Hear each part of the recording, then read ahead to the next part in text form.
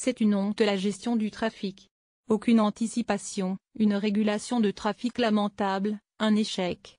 Sur Twitter, plusieurs vacanciers en route pour les stations de ski des Alpes se plaignaient samedi soir de la circulation particulièrement ardue en Savoie, notamment sur la nationale 90, qui relie Albertville à Moutier. Lire aussi, trafic et météo. Le temps du week-end et les conditions de circulation. Ces difficultés trouvent leur origine dans la conjonction entre le chassé-croisé le plus important de l'année, 40 000 personnes allant 5e les stations, 25 000 en revenant, et des chutes de neige abondantes. Le trafic était également ralenti par certains automobilistes tentant de monter en station sans équipements spéciaux. Dans la journée, la préfecture de Savoie a appelé à la vigilance et à la patience des automobilistes.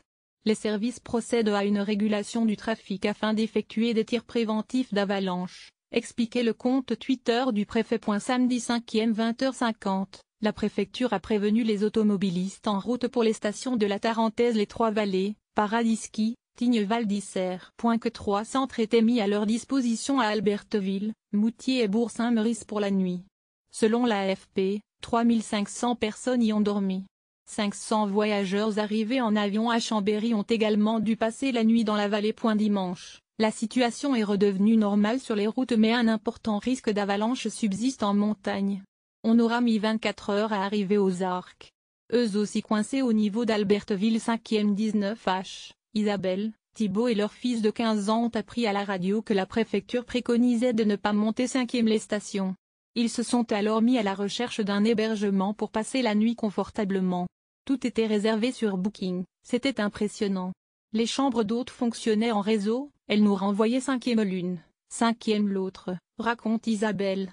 Bilan pour la famille parisienne: un repas dans une cafétéria pour être sûr d'avoir de quoi dîner, puis une nuit chez l'habitant, une institutrice à la retraite très chaleureuse, en compagnie d'un autre couple et de leurs jumeaux. Nous étions plutôt bien installés dans une chambre confortable, témoigne la quinquagénaire. Son mari, quant à lui, s'impatientait. On va zapper une demi-journée de beau temps demain matin. Le trio a finalement repris la route ce matin. 5e 7h. C'est fluide, se réjouit Isabelle. Dans quelques heures, ski au pied, les 3 vacanciers dévaleront les pistes enneigées des Arcs. Ils ne risquent pas d'oublier leur 30 décembre 2017. Eux qui partent chaque année au sport d'hiver mais à qui cette mésaventure n'était jamais arrivée.